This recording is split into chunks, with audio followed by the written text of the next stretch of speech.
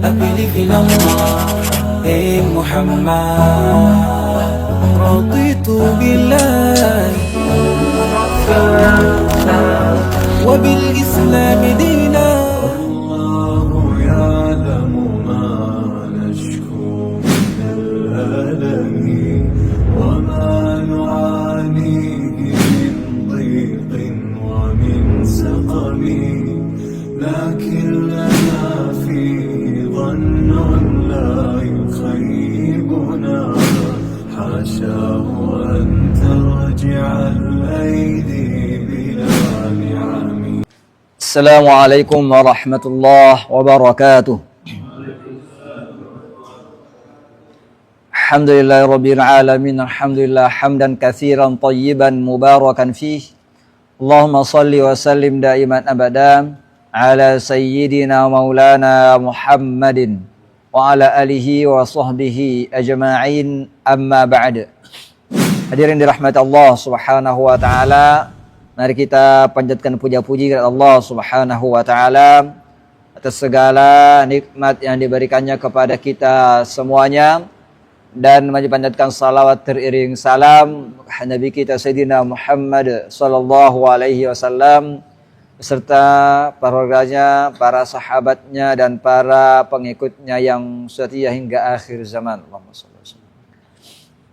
Insyaallah pada pertemuan kali ini kita akan melanjutkan pembahasan kita pada bab sifat huruf. Qala al-musannif rahimallahu subhanahu wa ta'ala wa nafa'ana Allah ta'ala bihi wa bi'ulumihi fid daraini amin. Walis-safiri as-sadu sinun muhmalah zayun wa amma qutbu jadin qalqalah.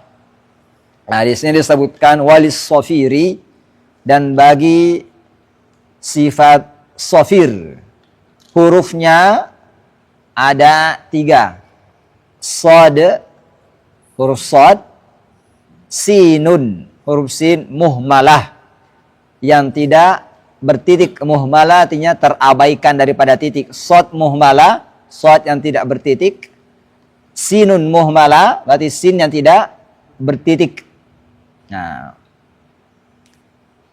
kemudian zayun, huruf zai, berarti safir ini memiliki 3 huruf.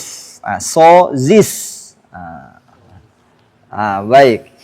Pengertian safir? Di sini di bab ma'ani as-sifat disebutkan pengertian safir itu, amma safiru fahuwa sautun zaidun baina syifahi ma'hurufi yujadu. Adapun sifat safir adalah suara tambahan baina syifahi, antara 2 bibir, ma'hurufin yujadu, berada saat huruf itu diucapkan. Nah, berarti di sini kalau kita perhatikan huruf safir itu adalah so, sa, za. Jadi tidak boleh misalnya safirnya dihilangkan seperti ihdinas siratal mustaqim. Itu safirnya enggak ada.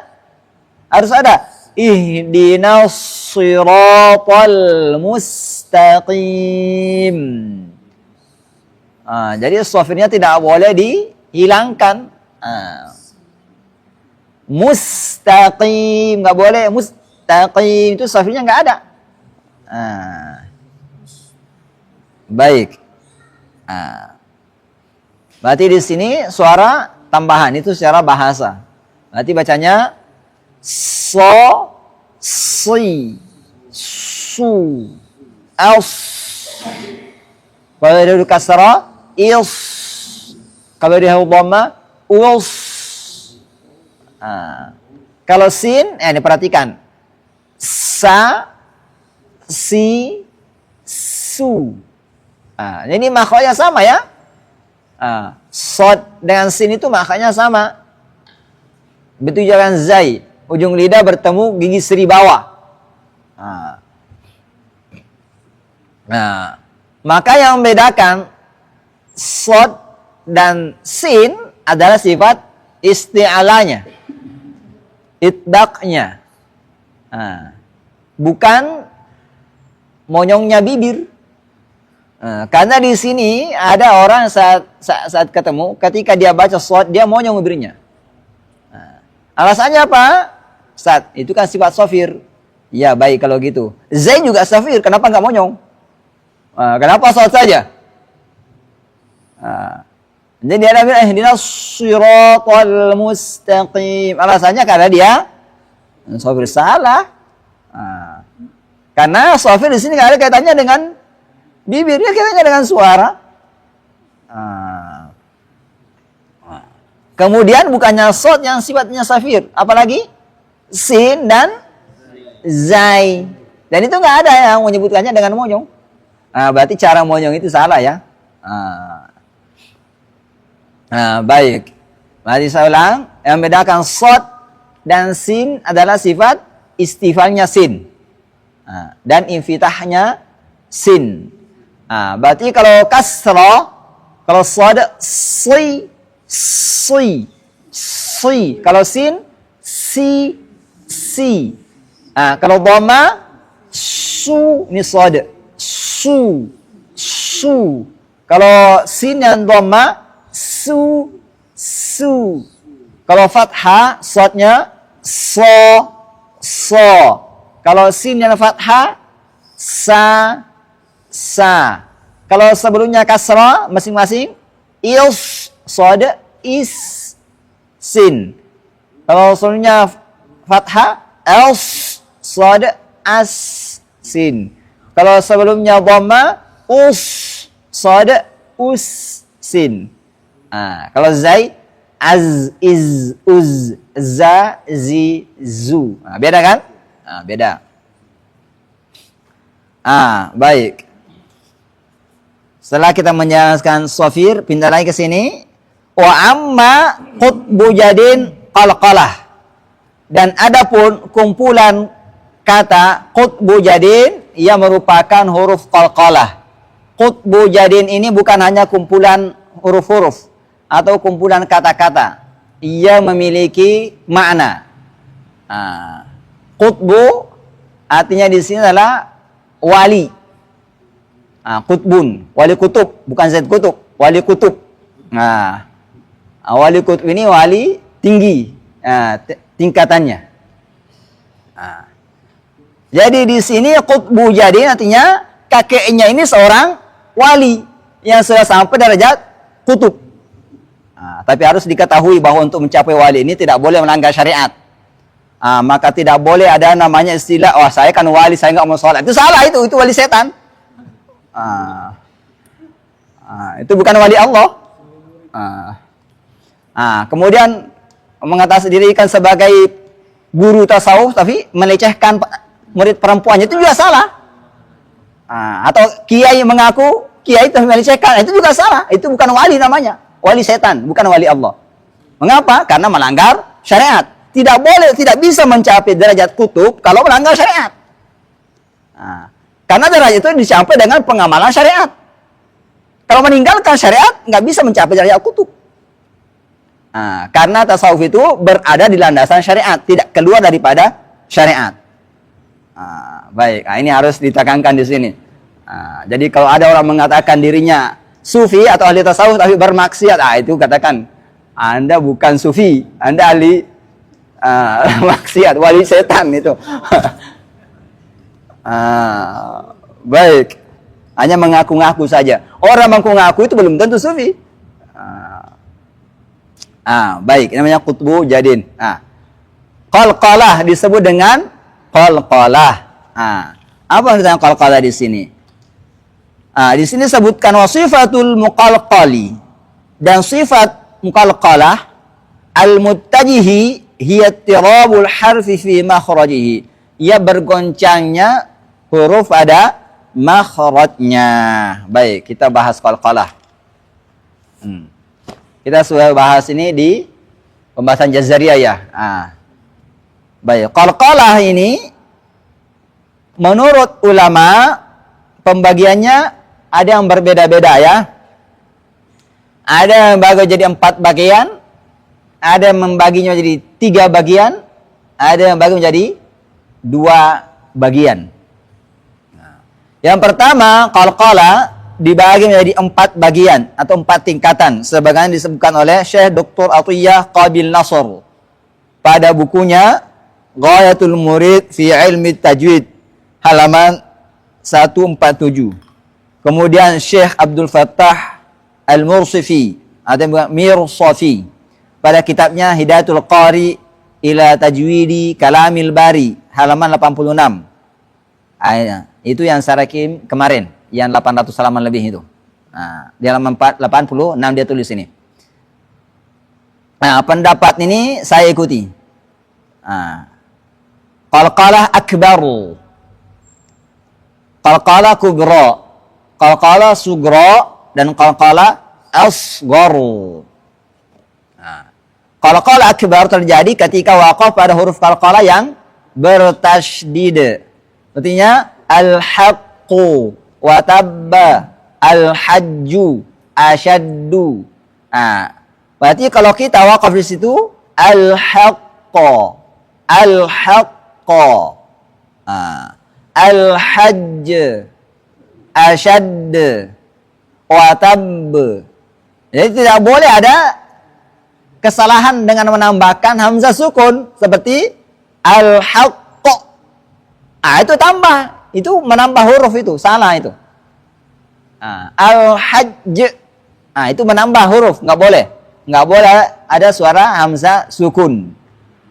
Dan juga nggak boleh ada suara ha. Contoh al-haqqah, itu salah, ada suara ha tambahan. Asyadd, itu ada ha tambahan. Al-hajj, itu ada ha tambahan, nggak boleh. Jadi bunyinya adalah al-haqq, asyadd wa tabb. Jadi ini kan ada 2 nih, ada bertasydid. Berarti hurufnya pertama itu sudah disebut wa tabb. Jadi yang kedua, huruf keduanya disebutkan qalqalahnya yang kedua, wa tabb, sudah terbuka. Ba yang pertama ini ada ibarat 2 huruf kan? Tasydid itu menambahkan 2 huruf. Pertama, kemudian yang kedua. Berarti kalau kita tutup watab itu sudah pertama, itu sudah yang kedua. Sama al-hajj, asyad, al-haqqa. Baik. Kemudian yang kedua, qalqalah kubra terjadi pada waqaf. Ketika waqaf pada huruf qalqalah yang tidak bertasydid seperti al-falaq, qul a'udzu birabbil falaq. Asalnya kan apa? Al-falaqi. Berarti al-falaq. Ya basutu menjadi ya basutu. Kasab. Baik.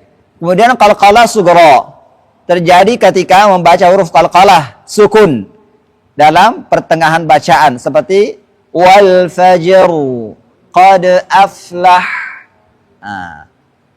Di sini kata al fajr qad aflaha. Ini sama-sama pertengahan kata. Jim di sini juga pertengahan kata. Karena kita mewasalkan bacaan beda kalau berhenti di sini. Kalau diwasal ini namanya apa?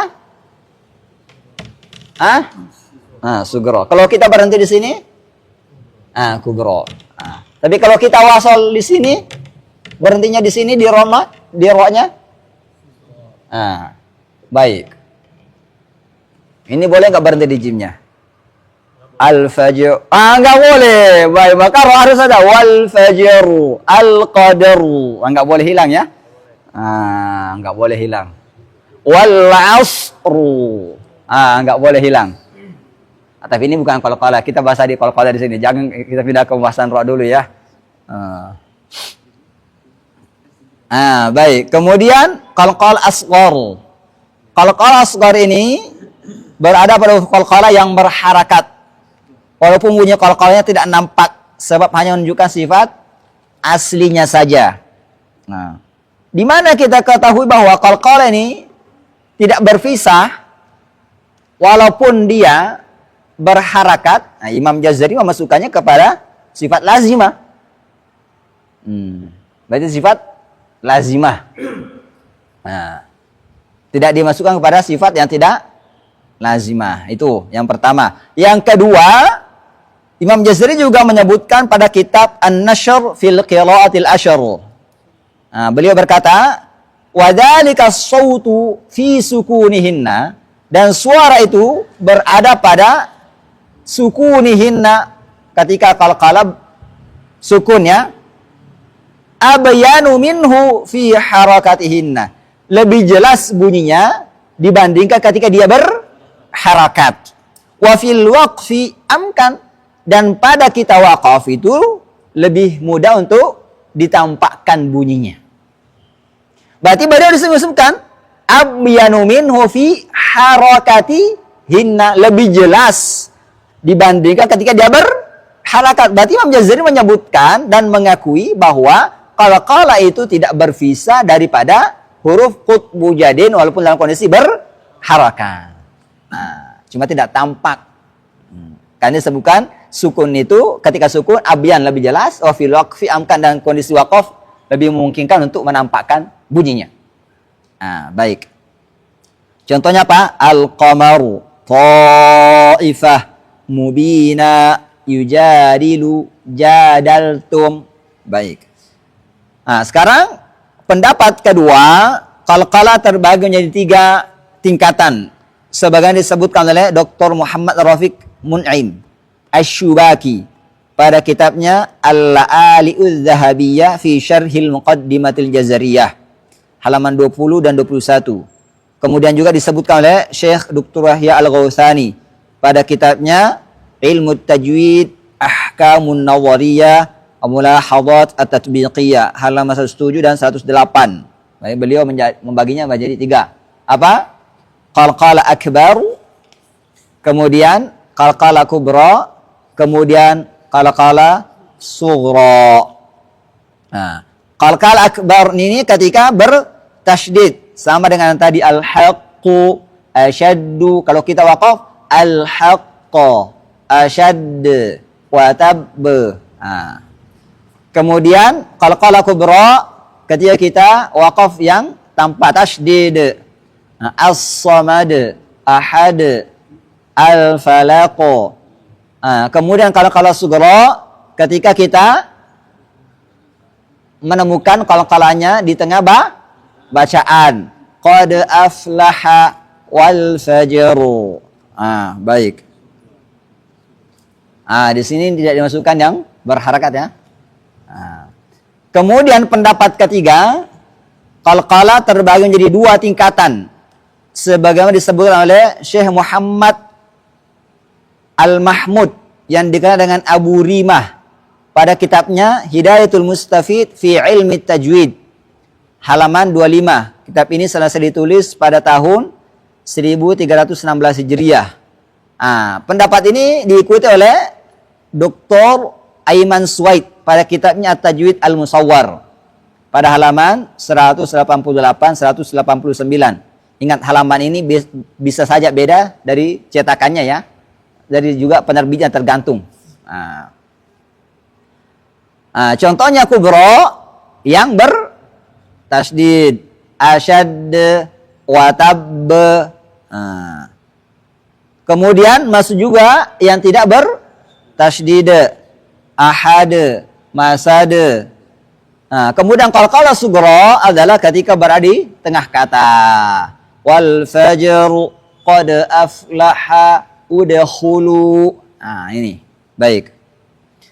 Kemudian cara penyebutan qalqalah. Menurut yang kita akan bahas, cara penyebutannya terbagi menjadi 2. Ada yang mengatakan qalqalah itu condong ke harakat fathah selamanya. Yang kedua condong ke harakat sebelumnya. Kalau sebelumnya dhamma condong ke dhamma, kalau sebelumnya fathah condong ke fathah, kalau sebelumnya kasrah condong ke kasrah. Baik, kita lihat siapa yang berpendapat. Yang pertama Profesor Dr. Sya'ban Mahmud Ismail, pengajar Universitas Ummul Qura Mekah, menyebutkan dalam bukunya Al-Mukhtasar Al-Mufid fi Ilmi Tajwid halaman 83. Kemudian Syekh Abdul Fattah Al-Mursifi, pengajar Fakultas Al-Quran di Dirasat Islamiyah Universitas Madinah, dalam bukunya Hidayatul Qari ila Tajwid Kalamil Bari halaman 87. Kemudian Syekh Dr. Abdul Rahim, pengajar qiraat di Masjid Al-Azhar Mesir. Waktu saya belajar di Mesir, beliau yang mengajar qiraat di Masjid Al-Azhar.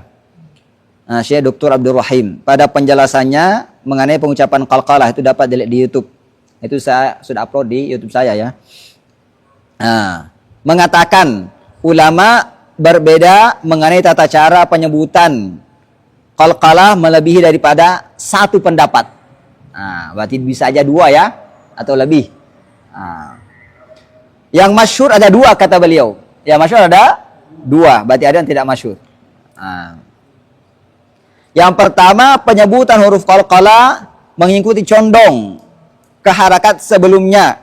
Jika huruf sebelumnya berharakat fathah, maka bunyi qalqalah lebih dekat ke huruf fathah. Hatta yablughal hadayu mahillah. Nanti saya sebutkan lebih jelas di sini. Jika sebelumnya berharakat kasrah, maka bunyi qalqalah lebih dekat ke kasrah. Qiblatan tardaha. Jika sebelumnya berharakat dhamma, maka bunyi qalqalah lebih dekat ke dhamma. Muqtadir. Kemudian yang kedua, penyebutan huruf qalqalah lebih dekat ke fathah secara mutlak. Lebih dekat ke fathah secara mutlak. Dan kedua cara ini benar. Tetapi penulis, saya membaca dengan cara pertama, yaitu lebih dekat ke harakat sebelumnya. Sebagaimana guru saya. Jadi sesuai dengan ditalakikan ya. Siapa guru saya? Syekh Nabil bin Muhammad bin Ali bin Ahmad, pengajar qiraat Universitas Al-Azhar. Cara ini juga beliau ambil dari gurunya. Begitupun beliau menyebutkan bahwa bacaan seperti itu terdapat pada bacaan Syekh Khalil Al-Husari, Syekh Abdul Basit, Syekh Mustafa Ismail. Sekarang kita contohkan. Baik. Ini ada tulisan contohnya di penjelasan Jazariyah ya. Di Salsabil Safi belum saya syarah, belum saya tulis syarahnya. Baru syarahnya apa namanya? Video ya. Belum ada tulisan. Baik. Huruf qaf. Condong ke kasrah. Kita contohkan dua mazhab secara langsung, condong ke fathah dan condong ke kasrah. Kalau condong ke kasrah bunyinya iqtaraba, iqtaraba. Kalau condong ke fathah bunyinya iqtaraba, iqtaraba. Kalau ke kasrah iqtaraba, iqtaraba. Kalau ke fathah iqtaraba. Qafnya ya, karena kita juga huruf qaf ya. Ada juga huruf ba-nya di situ tadi. Kemudian dhammah, muqtadir. Kalau condong ke dhamma, muqtadir, muqtadir. Kalau ke fathah, muqtadir, muqtadir, muqtadir dan muqtadir. Beda nggak bunyinya? Beda. Kemudian sebelumnya fathah ini nggak ada perbedaan.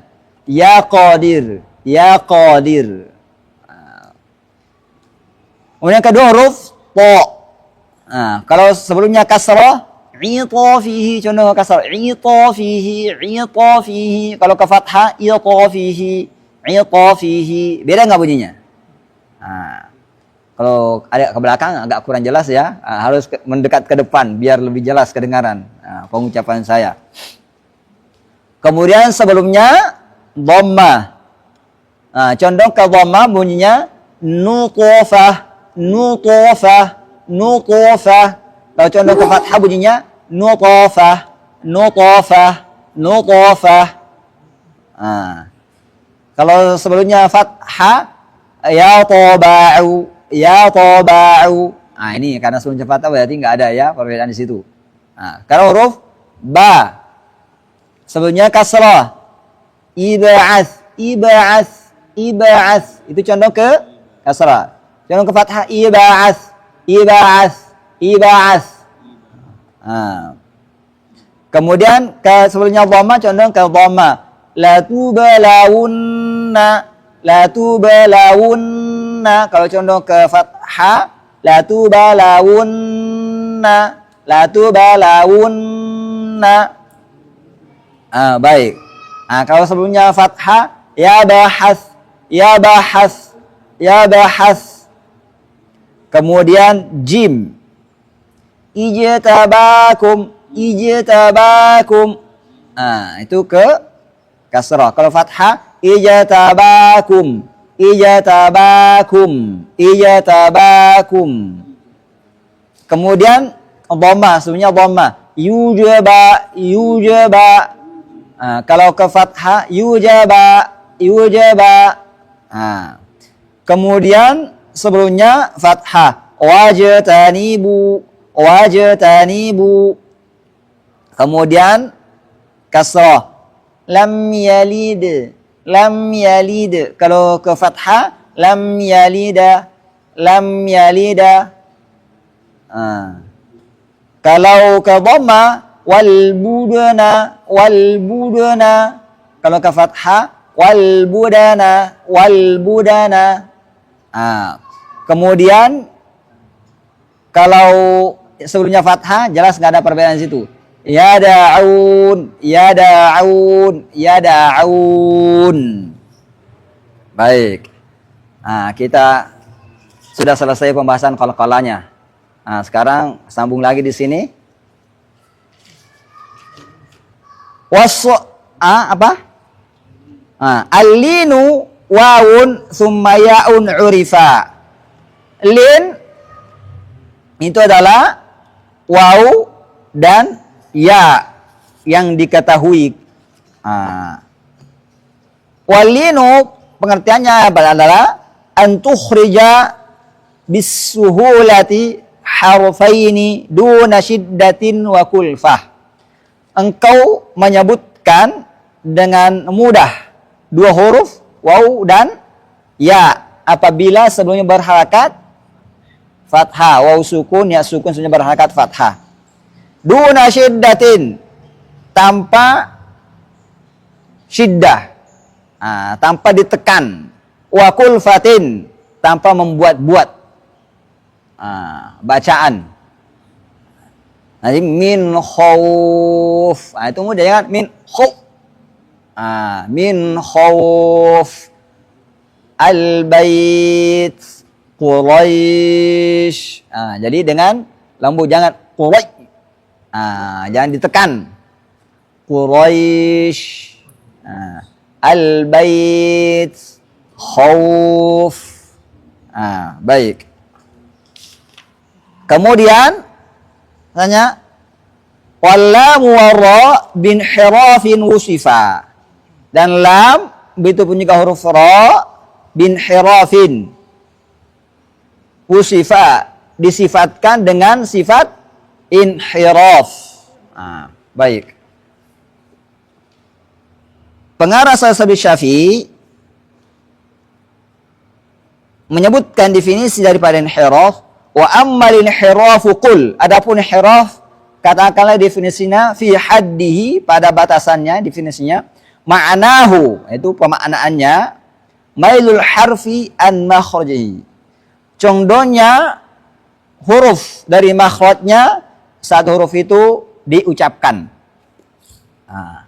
Tapi menurut Syekh Nabil, pendapat yang kuat daripada inhiraf ini adalah condongnya suara ketika huruf itu disebutkan, bukan condongnya huruf daripada makhrajnya.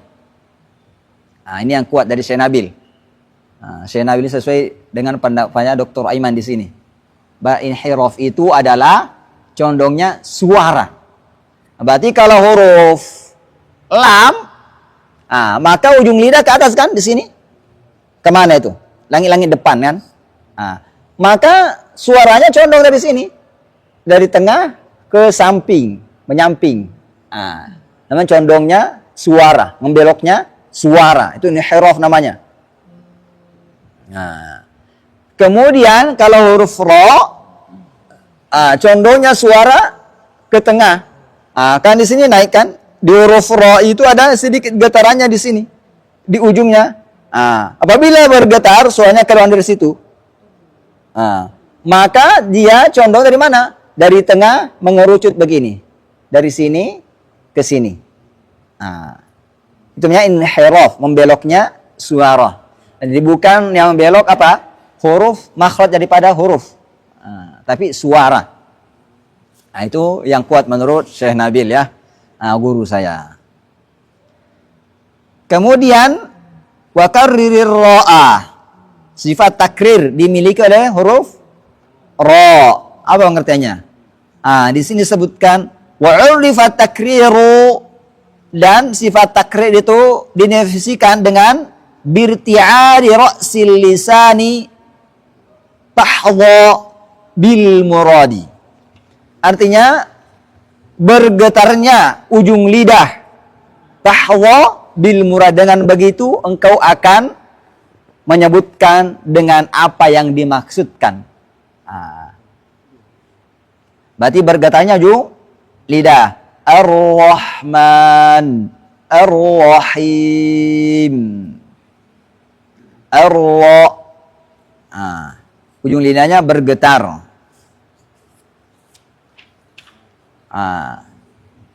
Dan ini juga kita bahas pada Jazari ya, bahwa yang dimaksud di sini jangan sampai bergetarnya itu sangat berulang-ulang. Tidak boleh Bismillahirrahmanirrahim, itu salah. Getarannya cuma sekali saja. Bismillahirrahmanirrahim. Baik. Kemudian wafashishinu. Kemudian apa?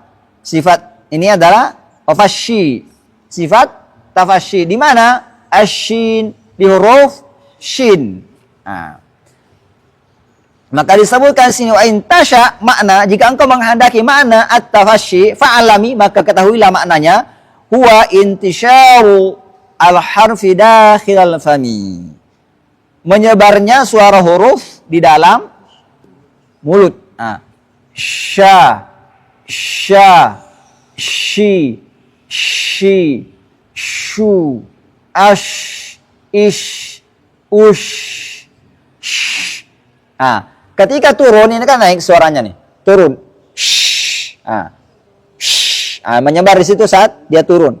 Karena makhrajnya kan tengah lidah bertemu tengah langit-langit. Maka ketika di sini naik, turun, sh, menyebar langsung. Kemudian apa lagi? Wastatilid dhada tahuz yaqina.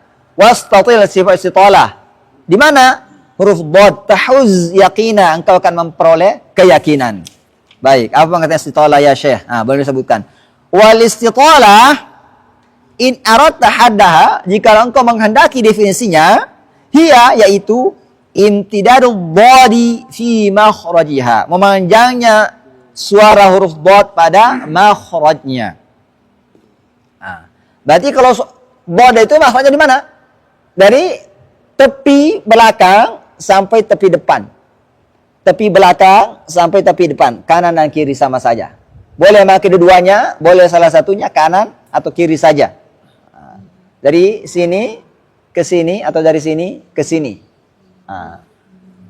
Jadi suaranya mandang fil arm, fil arm, fil ardi.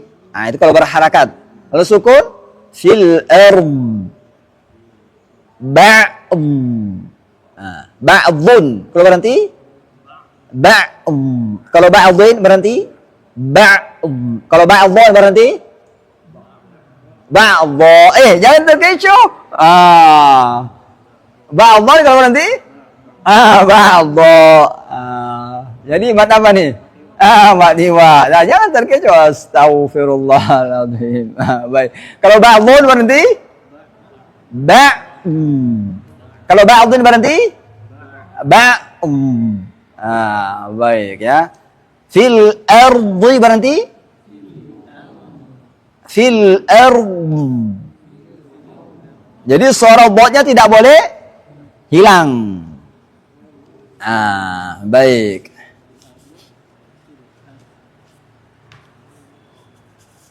Maka di sini kita telah mempelajari sifat huruf secara sempurna semuanya. Oh iya, guna. Baik. Kita tambahkan guna.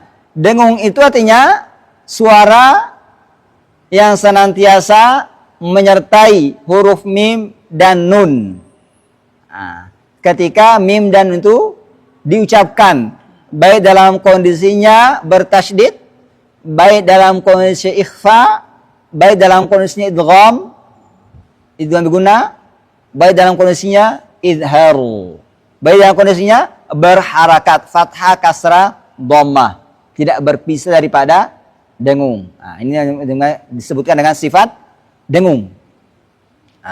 Maka contoh berharakat, fathah, kasrah, dhammah. Kalau kita tutup makhraj dengungnya, maka otomatis bunyinya suaranya tidak elok. Contoh, ma, mi, mu, ini elok. Kalau itu tutup ba, bi, bu, berarti suaranya tidak elok. Berarti ada nggak dengung yang menyertai huruf mim? Ada.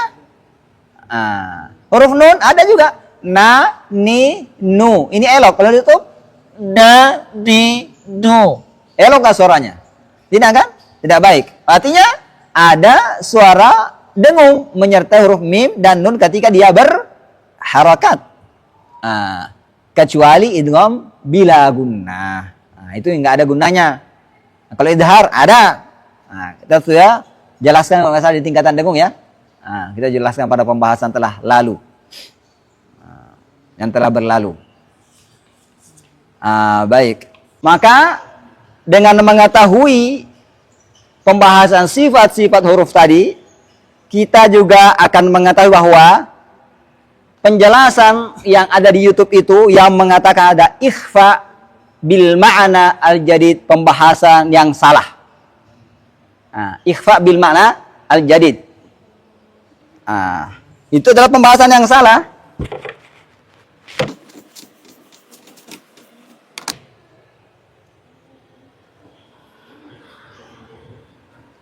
Dia bilang di sini hurufnya terdiri daripada lamun, ridha, wa yahna.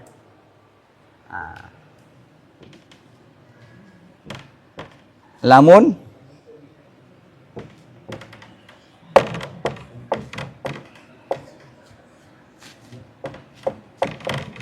wa yahna. Ada yang mengatakan ikhfa bil makna al-jadid dengan huruf yang ini. Apa maksudnya? Ketika huruf ini berada di akhir kata, maka bunyinya samar. Bunyinya samar. Maka kita melihat pembahasan telah lalu, kita bahas tidak ada ikhfa bil makna al-jadid. Bahkan bunyinya harus terdengar semua, nggak ada samar. Maka otomatis ikhfa bil makna al-jadid ini adalah pembahasan yang salah. Mengapa? Karena lam faulun.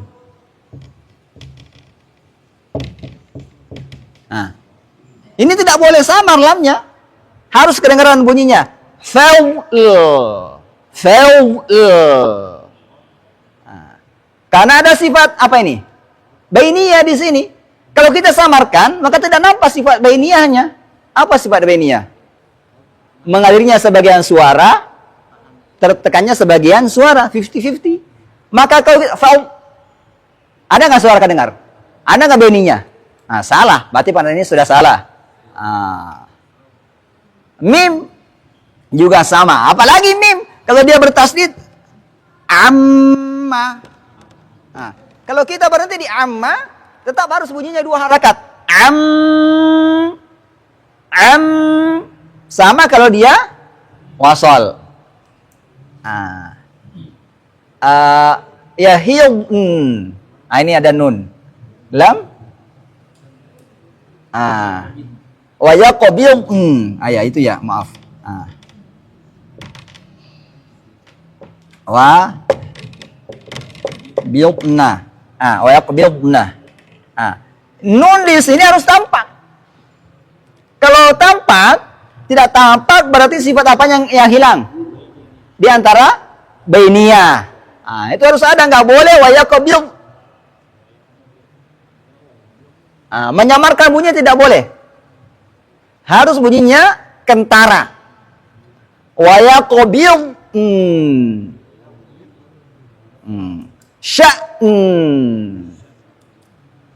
Surah Rahman apa? Sya'n. Fi sya'n. Sya'n, jangan sya'n. Sya'n. Berarti ini salah. Mimnya salah. Lamnya salah. Ra. Ra juga sama, punya sifat bainiyah. Kalau ditahan, kalau di akhir kata dia ditahan bunyinya wal as. Mana sifatnya? Hurufnya hilang. Mana sifat bainiyahnya? Ada nggak? Salah berarti. Harus jelas wal asru. Itu baru kita lihat. Oh, ini bainiyah sifatnya. Baru kita bisa nilai. Kalau hilang nggak bisa kita nilai. Apalagi? Inna anzalnahu fi lailatul qadr. Wa ma adraka ma lailatul qadr. Sampai akhirnya surah Al-Qadar. Ra-nya harus jelas. Tidak boleh ikhfa bil makna al-jadid. Tidak boleh ini tidak terbaca, harus terbaca dan jelas. Baik sebelumnya fathah wal asru. Itu bisa aja kita jelaskan. Tidak boleh wal as. Mana hurufnya? Dhad juga sama. Fil ardi. Tidak boleh fil aw. Mana sih istitolanya? Harus kedengaran istitolanya. Fil ardi. Fil ardi. Berarti nggak ada ini. Wow juga harus kentara. Misalnya aduun.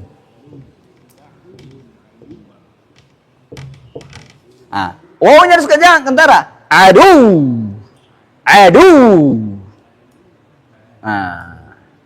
Harus ada penekanan di sini. Nggak boleh hilang bunyi wow-nya. Contohnya lagi ha. Apalagi kalau ha. Juga tidak boleh hilang sifatnya. Apalagi sifatnya dia lemah. Maka Imam Jazari menyebutkan wasoffiha jibahuhum alaihimu. Sofi artinya apa? Bunyikan dengan suara murni huruf ha. Berarti kalau hilang bunyinya disamarkan, ada nggak bunyinya? Bertentangan berarti. Berarti ini juga salah. Nggak ada sifat ikhfa bil makna al-jadid. Itu menyelisihi daripada pembahasan sifat huruf yang kita bahas tadi ya. Baik. Cari ada di YouTube. Sekian pembahasan saya. Kalau ada mau tanyakan silakan ditanyakan.